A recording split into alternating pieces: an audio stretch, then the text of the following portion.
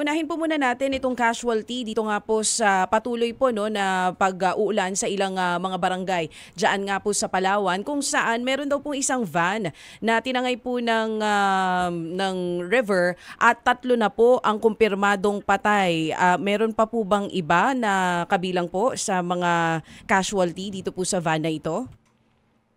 Opo, mayroon pong isang van. Ito po ay nangyari. Incident po ay nangyari sa boundary ng Puerto Princesa at Aborlan. Pero technically nasa loob na ng AOR ng Puerto Princesa. At dahil nandun na rin naman kami, ang aming team, ay kami na po ang nag-engage dito. Kasama po yung ilang kapulisan ng Puerto Princesa at mga barangay officials ng barangay Inagawan na nakakasakop sa area at barangay Isaog na nasa boundary ng area. 3 na po, kumpirmado po, 3 na po ang nakuha namin at may hinahanap pa po kami na 2. Ang sakay po nito 12, tama po sir? Tama po, at 7 po ang survivor diyan.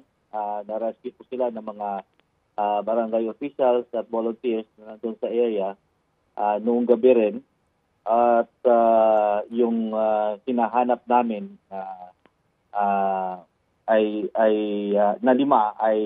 kahapon po sa aming search and rescue operation nakuha po namin yung bodies ng 3. 2 na lang po ang hinahanap namin ngayon.